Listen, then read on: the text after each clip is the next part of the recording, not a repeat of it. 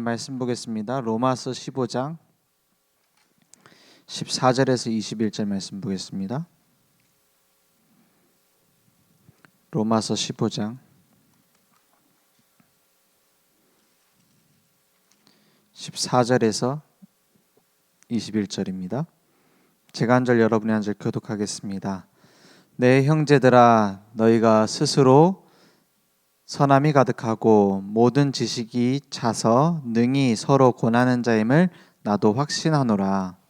그러나 내가 너희로 다시 생각나게 하려고 하나님께서 내게 주신 은혜로 말미암아 더욱 담대히 대략 너희에게 썼노니 이 은혜는 곧 나로 이방인을 위하여 그리스도 예수의 일꾼이 되어 하나님의 복음의 제사장 직분을 하게 하사 이방인을 제물로 드리는 것이 성령 안에서 거룩하게 되어 받으실 만하게 하려 하심이라.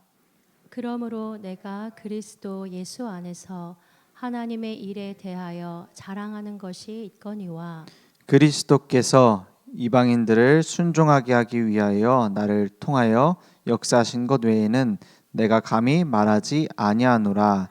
그 일은 말과 행위로 표적과 기사의 능력으로 성령의 능력으로 이루어졌으며 그리하여 내가 예루살렘으로부터 두루 행하여 일루리곤까지 그리스도의 복음을 편만하게 전하였노라. 20절 21절 함께 읽겠습니다. 또 내가 그리스도의 이름을 부르는 곳에는 복음을 전하지 않기를 힘썼노니 이는 남의 터 위에 건축하지 아니하려 함이라. 기록된 바 주의 소식을 받지 못한 자들이 볼 것이요 듣지 못한 자들이 깨달으리라 함과 같으니라. 아멘. 바울의 항상 중심에 있었던 것은 복음 듣지 못한 사람들에게 복음을 전달하는 것이었습니다. 그래서 이방인들을 살리는 우리는 그리스도 예수의 일꾼들로 부름받았습니다.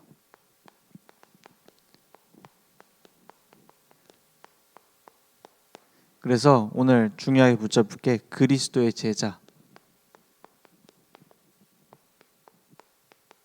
날마다 우리는 복음으로 새롭게 시작하면 됩니다. 전에 어떤 과거가 있었든지 갈등이 있든지 환경이 안 좋든지 상관없습니다. 왜냐? 그것을 활용해서 하나님은 하실 계획이 있어요. 그래서 모든 사람들 속에 우리를 제자로 부르셨습니다. 꼭 수요 예배 와야지만 제자라는 말은 아니고 하나님의 말씀을 사모하는 사람이 제자예요. 그죠? 그래서 우리가 겉으로 봤을 때는 모릅니다.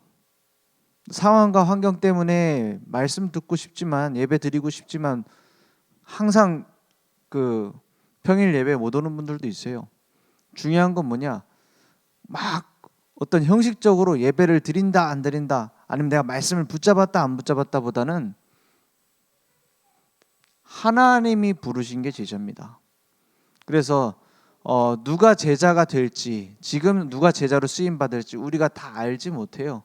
그래서 어떻게 보면 되냐? 모든 사람이 제자일 수 있다. 제자의 시간표가 있다. 이렇게 보는 게 제일 좋습니다.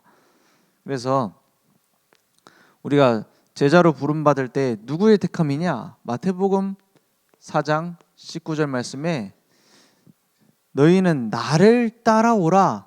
내가 너희로 사람을 낚는 어부가 되게 하리라 했어요. 그죠?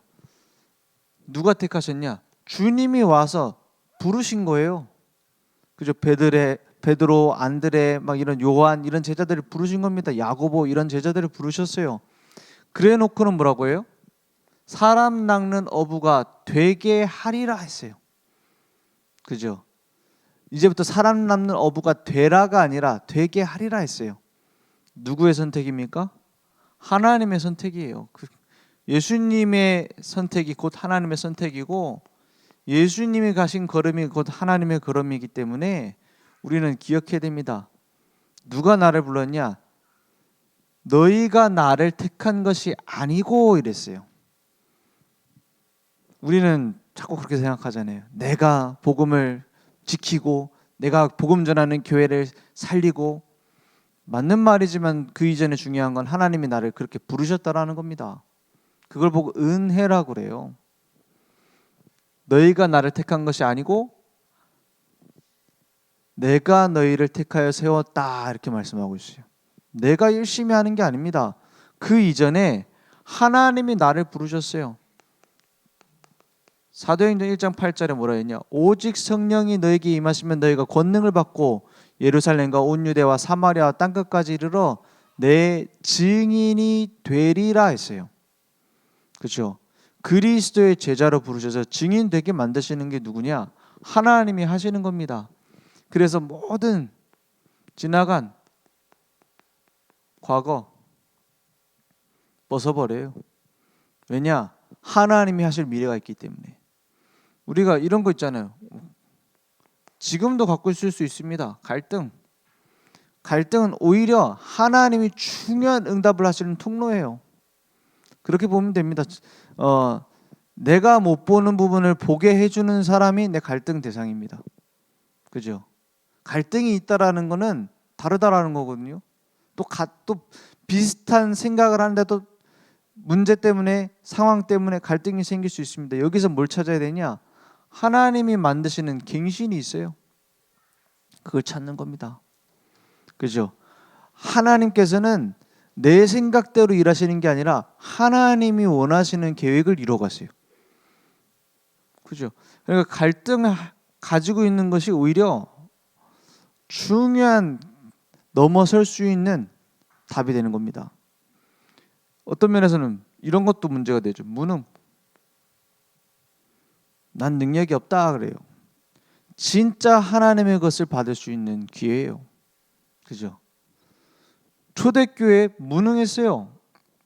렘넌트 7명 힘이 있었습니까? 이스라엘 나라 하나님의 백성이라고 하는데 힘이 약해요. 맨날 얻어맞아요. 맨날 노예 포로 속국 가요. 근데 그게 무슨 기회였습니까? 깨달을 수 있는 기회예요. 뭘 깨달아요? 진짜 능력은 내게 있는 게 아니구나. 하나님께 있는 것이구나. 깨달을 수 있는 기회예요. 그죠? 그러니까 항상 우리는 기억해야 됩니다. 이런 것들이 제자에 대한 탈락 기준이 아닙니다. 나는 이럴 수 있어요. 나는 과거에 자꾸 붙잡힐 수 있고, 나도 모르게 자꾸 갈등에 빠질 수 있고요. 나는 무능에 자꾸 빠지고요. 그래서 나는 제자가 아닌가 봅니다. 나는 할 수가 없습니다. 이렇게 말하는 사람 많아요. 그게 중요한 게 아닙니다. 뭐냐? 하나님이 나를 어떤 사람으로 부르셨느냐는 거예요. 거기에서 우리는 새로 시작을 해야 됩니다. 그래서 거기에서 우리는 뭘 찾아야 되냐? 절대 계획을 찾아요.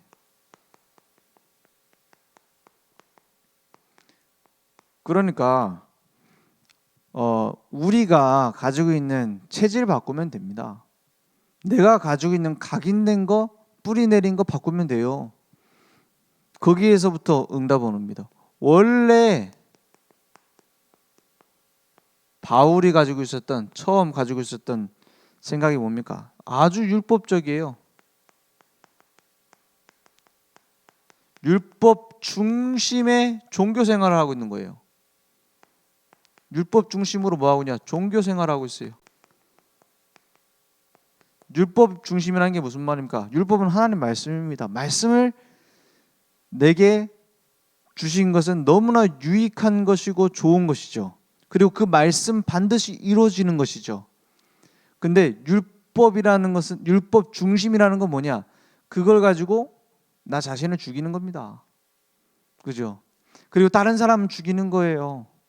계속 율법으로 정죄하고 같이 죽고 이럽니다. 종교 생활은 뭡니까? 내 중심으로 하고 있다 이 말이에요. 내 기준을 갖고 하고 있단 말이에요. 말씀을 받아도 나 중심으로 받고요. 신앙생활도 나 중심으로 하고요. 다 내 기준이에요. 교회는 이래야 된다 저래야 된다. 뭐 많아요. 뭐 예배는 이렇게 해야 된다 저렇게 해야 된다. 그 기준이 없어야 좋다는 말이 아닙니다. 그 기준이 하나님이 원하시는 것보다 앞서니까 문제인 거예요. 그죠? 그게 종교 생활입니다. 자꾸 그러니까 내가 이루고 싶은 거, 내가 하고 싶은 거 그것만 찾아갑니다. 그러니까 기복신앙하고 쭉 연결이 돼요. 종교 생활은. 그 전 세계에서 새벽기도 제일 많이 나오는 교회 우리나라 있었잖아요. 지금도 그 교회 있는 것 같아요. 지금도 새벽기도 많이 나오는지 모르겠는데 그 기자가 이제 취재를 한 거예요. 전 세계 기니스북에 올랐다. 세계 새벽기도를 많이 나와가지고 새벽기도 1, 2, 3부예요. 그죠? 우리는 1부만 해도 다 안 차는데 꽉 차갖고 1, 2, 3부 한다니까요. 근데 제가 그 기사를 딱 보는데 딱 제목을 보자마자 딱 드는 생각이 있어요. 좋은 현상이 아니다. 왜냐? 쭉 내용 보니까요. 그 사람들이 뭐 때문에 기도하느냐? 수능 볼 자기 자식, 승진해야 될 내 남편, 가족 건강, 기도 제목 다 똑같아요. 저기 그 뭐 석가탄신일 해가지고 보면은 연등 달잖아요. 연등 안에 보면은 체크란이 있는 게 있더라고요. 그 안에 뭐가 체크되어 있냐? 자기 기도 제목에다 체크를 해가지고 그 연등 뭐 얼마짜리 뭐 몇만 원, 몇십만 원 해갖고 다는 거예요. 각자 돈을 내갖고 이제 다는 겁니다. 그 연등이. 근데 왜 체크란으로 해놨냐? 쓰는 게 아니라 체크란으로 돼 있어요. 왠지 아세요? 기도 제목 다 거기서 거기야. 그죠?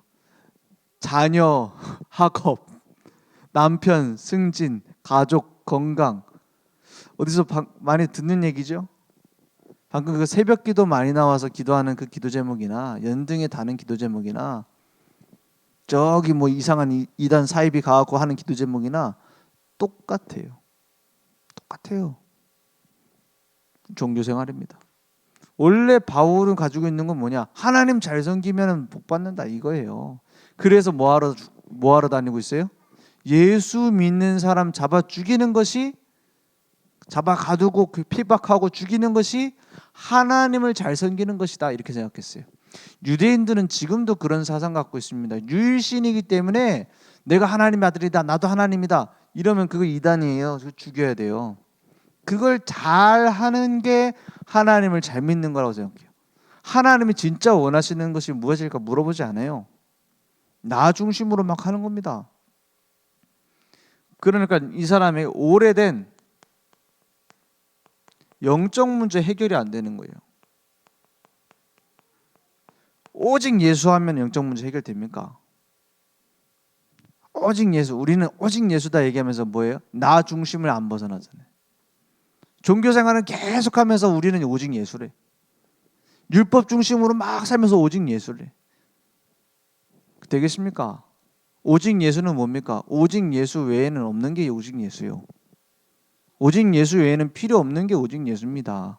오직 예수 슬로건 걸고 강조하면 오직 예수가 아니고, 오직 예수를 빙자한 기복신앙, 오직 예수를 빙자한 신비 운동 얼마나 많습니까? 오직 예수합니다. 오직 예수인데 예수를 위해서 안 해요. 오직 예수인데 예수로 안 해요. 그러니까 요 비슷하지 않습니까? 그러니까 계속 열심히 하는데 망하는 길로 열심히 가요. 거기에서 구원받은 겁니다. 거기에서 해방받은 겁니다. 해방이 뭡니까? 풀려난 겁니다. 그 빛이 비춰진 거예요. 그리스도의 빛. 바울이 늘 하던 대로 예수 믿는 사람 잡아 죽이려고 가두려고 하는데 그 길에 다메섹에서 빛이 비춰집니다. 그동안에 오랫동안 쌓여있던 영적인 문제 해결 안 되던 그 의문투성이었던 바울 인생에 드디어 마침표를 만난 거예요. 주여 누구십니까? 나는 네가 핍박하는 예수다. 그때 느낌이 어땠을까요? 어떤 면에서는 너무나 내가 헛고생했구나 이런 생각했겠죠. 어떤 면에서는 내 모든 의문이 여기서 끝나는구나 그러지 않았겠습니까? 내 중요한 결단이 여기서 나는구나. 뭐 반대쪽으로는 막 이제 어떤 면에서는 너무 부끄럽기도 했겠죠. 그 빛이 내 인생에 비춰진 거예요. 바울은 세게 만나고 나는 약하게 만났습니까? 아니에요. 원래 저는 그게 부러웠어요. 막 고통받다가 영적인 문제 심각하다가 예수 믿으면 어떻게 돼요? 뭐 확신 생기잖아요. 막 귀신이 막 꽁꽁 묶여 있는 게 보여요. 제가 말씀 전했는데 그런 사람도 있더라니까요. 뭐냐? 지금 안 그래도 예수님 영접하고 나서 귀신이 막 묶여 있는 게 보인다는 거예요. 자기는. 난 안 보이는데. 막 계속 들리던 시달리던 소리가 계속 들렸는데 예수 영접하니까 안 들린다는 거예요. 한 번씩 부럽기도 하더라고요. 저는 들린 적이 없으니까 보인 적도 없고 막 영적인 막 천군 천사가 오는 게 자기는 보인다는데 난 안 보이거든. 근데요 부러워할 필요는 없어요. 왜냐? 구원은 똑같은 구원입니다. 함께 하시는 하나님은 동일한 하나님이에요. 응답하시는 하나님 동일한 하나님입니다. 중요한 것은 뭐냐? 내가 그런 체험 막 시달리던 거를 겪어가지고 확실하게 믿는 것보다 더 좋은 게 있습니다. 말씀을 나의 레마로 딱 담아서 믿어지는 거예요. 그죠? 그게 훨씬 좋습니다. 왜냐? 체험되던 거는 이제 체험한 건 지나갔거든요. 그죠? 계속 영적 시달리다가 다시 나왔다 그럴 필요는 없잖아요. 그럴 수는 없잖아요. 그러니까 옛날 일이 돼버려요. 그 체험은. 근데 말씀과 동행하는 것은 늘 오늘, 늘 지금입니다.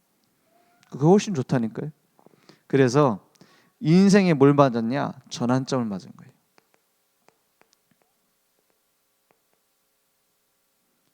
전환점을 맞았어요. 전환점. 딱 한 번의 전환점으로 모든 게 끝나는 건 아닌데 그 뒤에도 뭐 훈련이 있죠. 그 후에도 뭐 아나니아를 통해서 바나바를 통해서 많은 훈련과 이런 팀 사역이 있었죠. 한 팀이 필요한 이유가 그겁니다. 근데 그 인생은 이미 주인이 달라졌어요. 그게 중요한 겁니다. 주인이 바뀌었어요. 나를 끌고 가던 사단의 세력에서 나는 이제 하나님의 자녀로 그리스도의 제자로 새롭게 태어난 겁니다. 그 은혜를 아니까 뭐라고 하냐? 16절에 보니까 이 은혜는 곧 나로 이방인을 위하여 그리스도 예수의 일꾼이 되어 하나님의 복음의 제사장 직분을 하게 하사 그랬어요. 이것보다 더 큰 일이 있습니까?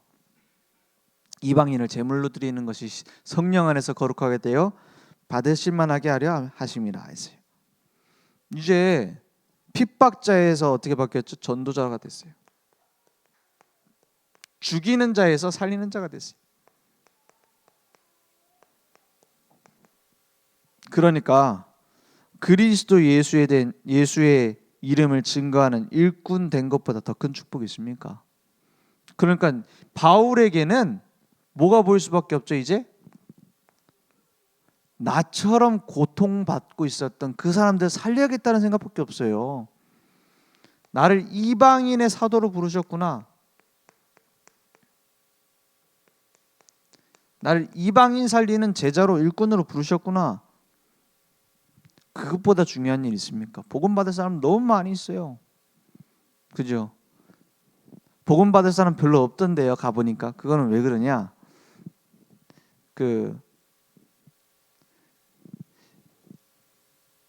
빛이 비춰지면 어둠은 드러납니다. 그죠? 내게 있는 빛을 확인하는 속에 들어가지 않으면, 내가 그 빛에 집중하지 않으면 어둠에 빠져 있는 사람 잘 안 보여요. 그래서 우리가 막 한참 은혜 받고 보면은 막 남편 보면 불쌍해 보이고 그러잖아요. 또 원래대로 돌아가지만. 그 왜 그렇습니까? 내가 늘 성령 충만 속에 있으면 어둠에 빠진 사람이 보인다니까요. 그래서 전도 절대 안 하는 이유가 뭡니까? 별로 안 시달려 보이거든요. 별로 안 아파 보이거든요. 나랑 그냥 소통할 정도로 별로 그냥 괜찮은 사람으로 보이니까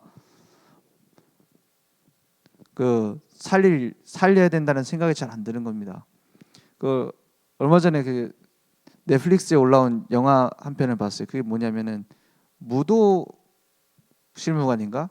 저는 무슨 무술 가르쳐 주는 무슨 그런 뭐지 무림 얘기인가 이렇게 했는데 그게 아니고 이제 보호관찰관 있잖아요. 이 범죄 저지른 사람 늘 관리를 해야 되잖아요. 발짓차고 다니잖아요. 그 옆에 늘 따라다녀야 되는 거예요. 왜냐? 보호관찰관은 이제 행정관이니까는 그 사람이 만약 칼 들고 나한테 막 이제 대들고 이럴 수도 있잖아요. 그래서 무술을 배운 사람이 이제 좀 체격도 되고 이런 사람이 옆에서 같이 보디가드처럼 붙어 있는 거예요. 그 얘기를 쭉 보는데 좀 현실감 있게 좀 이렇게 그 영화를 잘 만들었더라고요.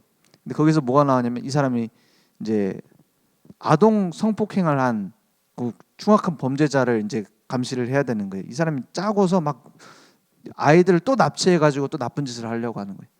그때 이 무도실무가 경찰도 아니잖아요. 가갖고 그 사람하고 이제 칼 맞고 막 이제 다쳐가지고 이제 그래도 아이는 구해냈어. 근데 그 나쁜 놈이 또 나쁜 짓을 하려고 다닌다라는 얘기를 듣게 된 거예요. 이제 경찰한테 이제 수배를 받고 이제 도망 다니면서 그 무도실무관은 경찰이 아니기 때문에 그거 꼭 잡아야 될 그런 의무는 없습니다. 옆에서 이제 보디가드 역할만 하면 되니까. 근데 이 남자 주인공이 자기는 그 나쁜 놈 잡으러 가겠다라는 거예요. 그러니까 아버지가 이제 아르바이트처럼 하는 줄 알았는데 그 막 이제 잡으러 간다고 하니까 얼마나 겁이 납니까? 그래서 걱정되니까 가지 말라는 거예요, 아버지가. 근데 이 그 무도실무관 그 주인공이 뭐라고 하느냐? 전 그게 참 마음에 와닿더라고요. 내가 그 전에 몰랐을 때는 그런 일이 있었는지 몰랐으니까 아무 상관없었는데 내가 그런 나쁜 놈이 돌아다니는 걸 아는데 그 당할 수 있다라는 걸 아는데 어떻게 내버려 두냐. 그러고 자기 친구들하고 그 나쁜 놈 잡으러 가더라고요. 그걸 보면서 아, 저게 전도자의 마음 아니겠는가. 복음 없이 그 고통받고 있는 그 사람들에 대한 답을 내가 알고 있는데 어떻게 안 가겠습니까? 그죠? 그 사람들이 어마어마한 고통을 당할 수밖에 없다는 걸 아는데 자기도 모르게 막 끌려가고 있는데 그걸 내버려 두면 되겠습니까? 그죠?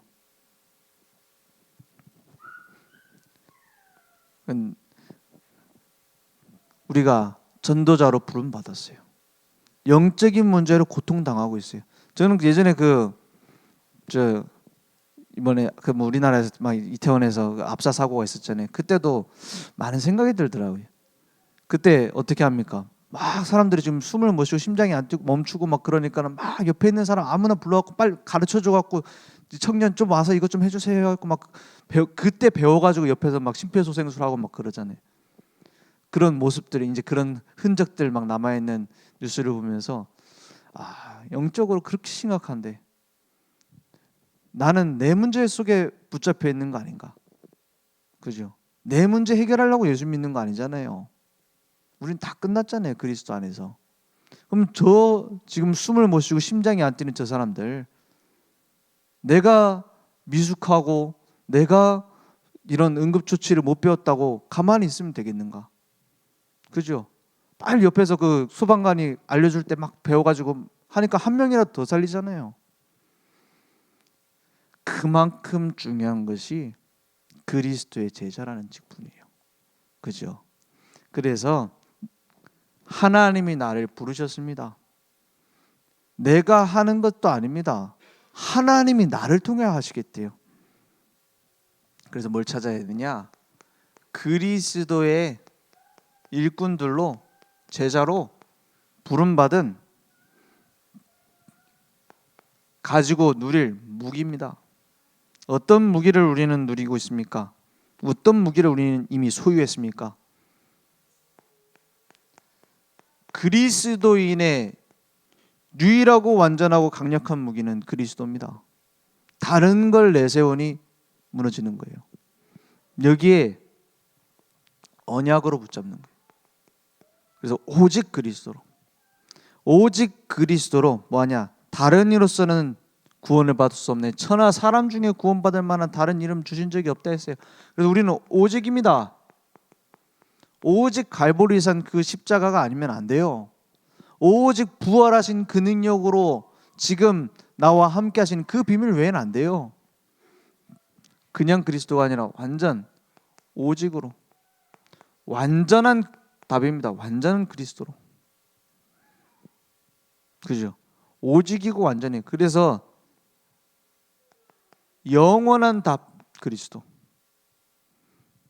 이 그리스도로 답 내는 거 외에 다른 무기를 가질 수도 없고 가져서도 안 되고 이게 그거 갖고는 못 이깁니다. 다른 걸로. 그래서 늘 나는 그리스도로 각인 뿌리 체질 내야겠다.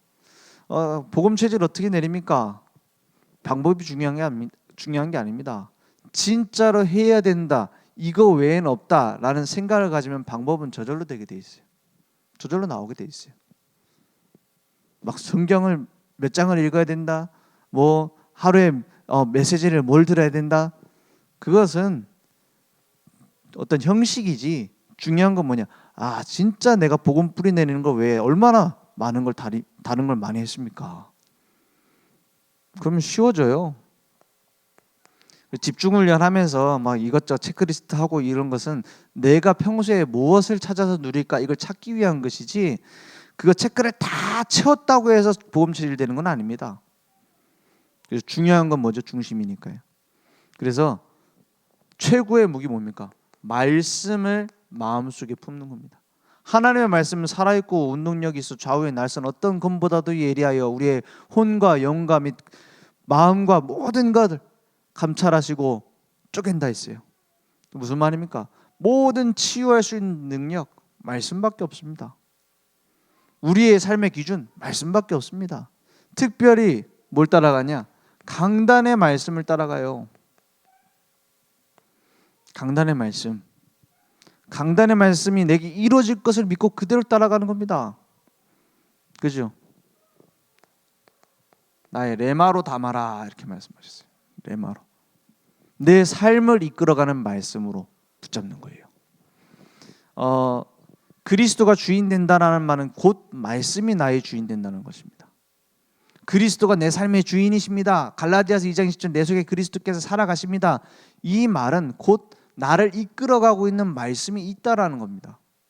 그래서 내가 말씀을 갖다 붙이는 것이 아니라 말씀이 나를 이끌어가요. 그 제일 좋은 게 뭡니까? 우리 현장에서 만나는 기존 신자나 우리 새가족한테도 저는 꼭 얘기합니다. 예배 드리는 그 시간보다 중요한 게 예배 전이다. 그래서 가능하면 다른 교회 다니는 신자들한테 꼭 이렇게 얘기를 해요.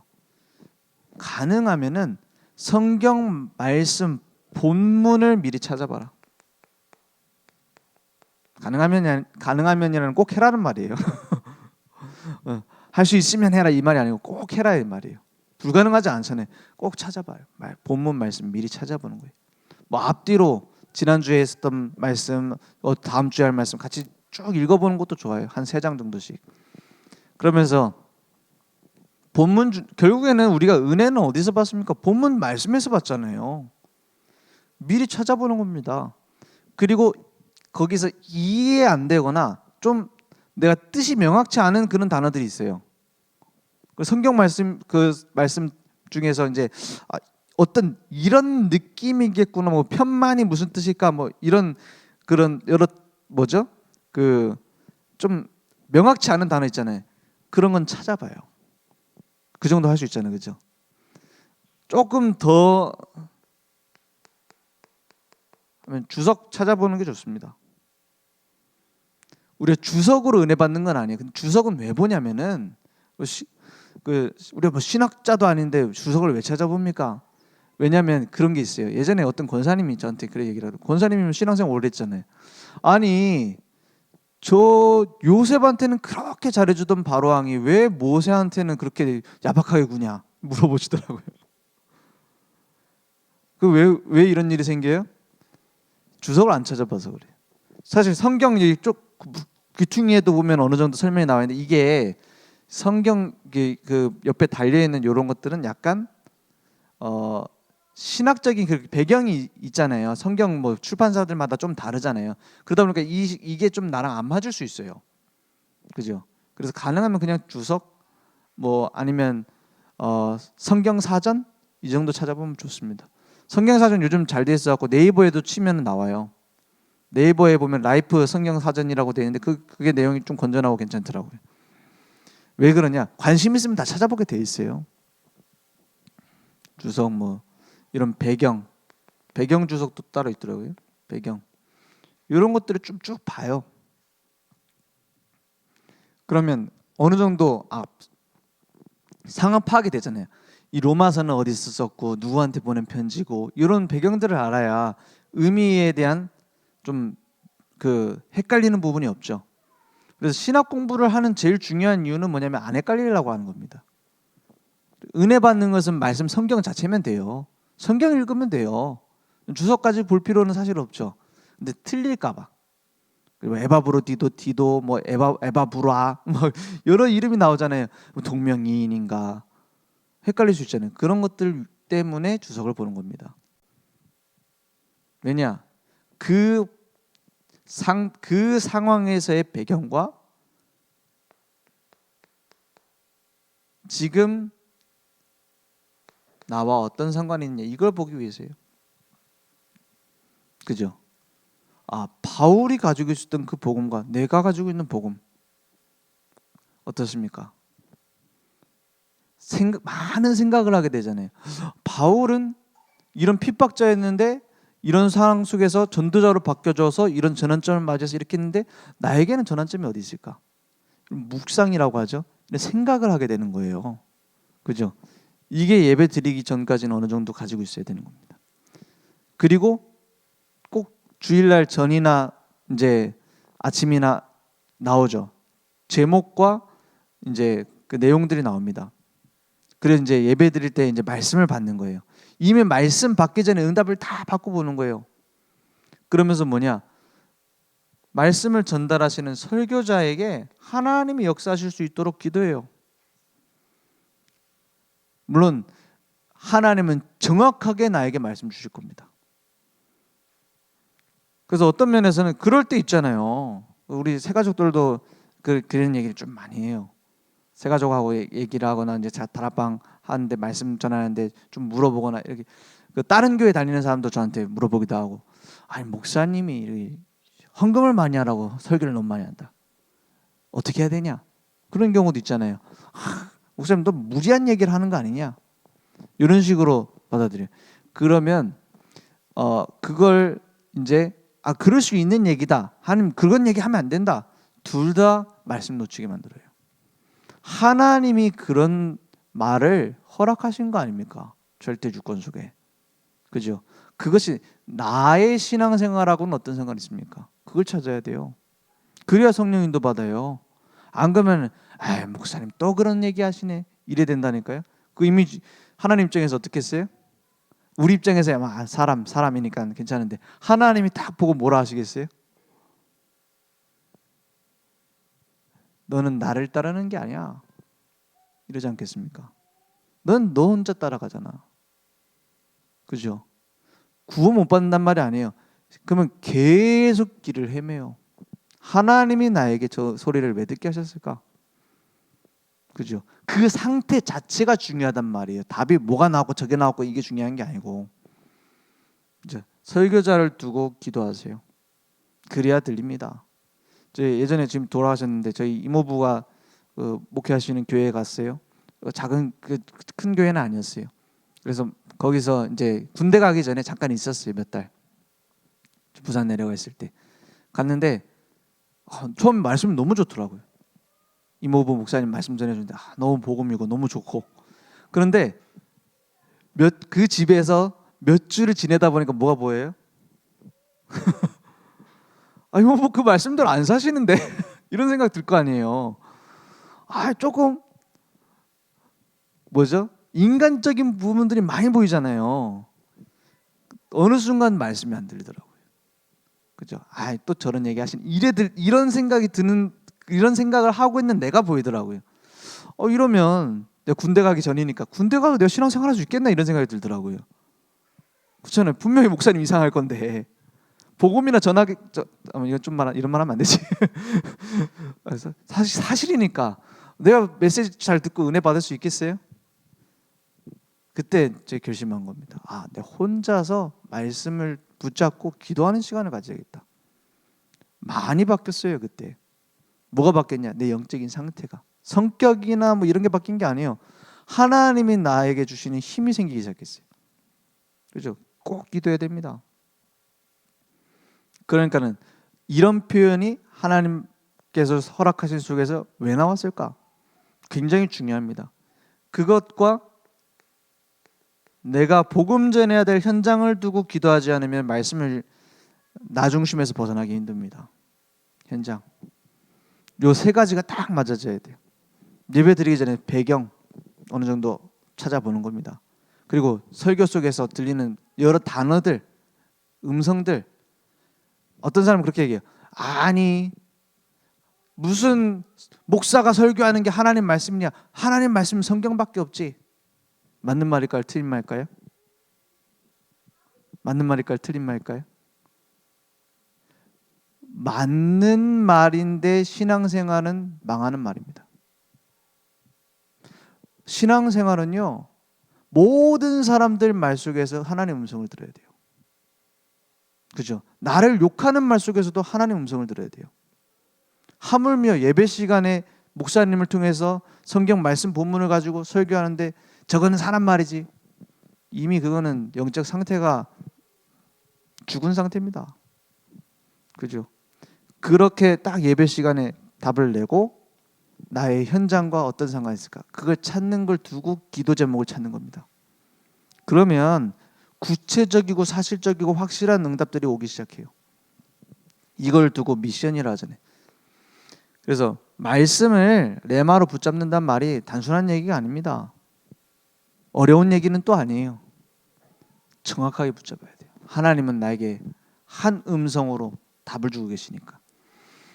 그래서 저희 신학교 다닐 때 우리 전도 캠프를 하는데 한 학기는 어떤 다른 목사님하고 한 학기는 또 다른 목사님 바뀌어서 이렇게 진행을 했었어요. 제가 중간에서 행정 일을 돕고 그랬는데 신학생들이 그런 얘기를 하는 거예요. 신학생이면 전도사잖아요. 최소한 연구원 신학생들은 뭐 최소 전도사 이렇잖아요. 그런데 전도인 아니면 전도사 아닙니까? 그런데 무슨 얘기하냐? 전에 학기 목사님은 캠프를 이렇게 하라고 했는데 이번 학기 목사님은 좀 방향이 너무 달랐고 말씀 듣는데 너무 헷갈린다 이러더라고요. 제가 그 팀장들, 조장들 모인 데서 얘기를 했어요. 아니, 지난 학기 우리 인도하시는 하나님이랑 이번 학기 인도하시는 하나님은 다른 하나님이냐? 아니잖아요. 한 계획을 갖고 우리 인생을 만들어 가신 하나님이 정확하게 말씀 주셔서 이루어 가시는 거 아니냐? 정확하게 말하면 메시지가 헷갈리는 게 아니고 나의 복음이 헷갈리는 거 아니냐? 우리 신학생들은 시험 들으면 안 되니까는 좀 세게 얘기했지. 성도들한테 그렇게 하면은 좀 나 그럼 복음 없단 말이냐 이럴 수 있는데 그렇잖아요. 말씀 따라가면 됩니다. 내가 원하는 말씀 말고 하나님이 주시는 음성. 그럼 신앙생활, 사업, 교회, 운영 다 되게 돼 있어요. 그래서 모든 것을 기도로 연결하는 겁니다. 어떨 때는 내 생각이 맞을 수 있죠. 어떨 때는 틀릴 수 있습니다. 지금은 맞았는데 다음은 아닐 수 있어요. 그래서 뭐 해야 되냐? 기도해야 돼요. 그죠? 기도 안 하면은요, 시간 지날수록 내 생각이 틀리다라는 걸 알게 됩니다. 그죠? 사실은 기도 안 하면 그것도 못 깨닫고 막 뭘 틀린 대로 가게 돼 있어요. 내가 틀렸구나 이걸 깨닫는 건 참 그래도 은혜예요. 그죠? 그렇지 않습니까? 내가 신앙생활 하면서 이제 내가 죽을 때가 되니까 보니까 하나님이 다 하셨는데 내가 왜 그랬나 모르겠다. 보통 그렇게 고백하잖아요. 기도하면 미리 보게 되는 겁니다. 그래서 모든 거 기도로 연결해요. 모든 나를 기도로 연결해. 그게 삶 집중 아닙니까? 아침, 밤, 낮 모든 날 모든 순간 하나님 함께 하고 계세요. 그걸 기도로 연결하는 거예요. 모든 곳 하나님 함께하고 계세요. 그 모든 일 하나님이 이루고 계세요. 모든 곳에 하나님이 함께 하신다. 그래서 뭐가 나옵니까? 플랫폼, 파수망대, 안테나, 모든 곳에, 모든 일에, 그렇죠? 모든 일들 속에서 막 갈등도요, 위기도요, 하나님 계획 속에 다 있어요. 이걸 다 연결하는 걸 보고 기도라고 합니다. 그러니까 하나님이 하실 수밖에 없죠. 그러니까 이제 뭘 찾냐?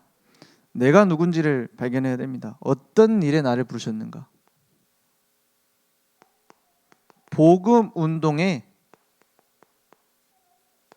주역으로 부르셨어요. 운동이라는 말은 복음이 내게 속에서 꿈틀대서 살아나서 역사한다 이 말입니다. 진짜로 살리는 응답들이 나온단 말이에요. 우리가 그리스도를 진짜로 알았다면, 그리스도를 진짜로 누린다면 생명운동 일어나게 돼 있습니다. 방법이 아니에요, 생명이. 그죠? 결혼해갖고 애를 어떻게 잘 낳을까? 방법 뭐 가해받으면 됩니까? 내가 생명이 있으면 되게 돼 있는 거예요. 전도 제일 중요한 게 뭡니까? 내게 생명이 있는가 하는 거예요. 어느 정도로 생명이 있어요? 나를 살리는 생명. 그걸 누리고 있는가 하는 거예요. 그러니까 결국에는 뭐 할 것밖에 없냐? 말씀 운동할 수밖에 없어요. 단순히 뭐 사람들 앉혀놓고 다락방한다 요 얘기 아닙니다. 말씀 운동이 뭡니까? 말씀이 나를 이끌어가고 말씀의 능력이 나타나고 말씀이 포럼 되어질 수밖에 없는 거. 그죠? 어떤 사람은 그래. 다락방 10주 가니까 더 이상 할 말이 없더라. 똑같은 얘기 또 하려니까는 뭐 그렇고 또 뭐 해야 될지 모르겠다. 왜 그러냐? 나를 이끌어가는 지금 살아계시는 하나님을 만나야죠. 지금 역사하시는 그리스도를 만나야죠. 내가 그 속에 있으면 됩니다. 그러니까 기도 운동의 주역으로 우리 부르셨어요. 원래는 기도 운동의 일꾼 그랬는데 우리는 한 단계 더 나가야 되잖아요. 그래서 결국에는 전도 운동의 주역으로 한두 사람이 시작하면은 따라오게 돼 있어요. 한두 사람들이 응답받으면은 연결되어져서 원팀으로 함께 하게 돼 있습니다. 그래서 어떻게 그것을 내가 받은 은혜를 누리고 전달할 것인가, 그것만 생각하면 될 정도로 하나님은 우리에게 응답을 준비해 놓으셨습니다.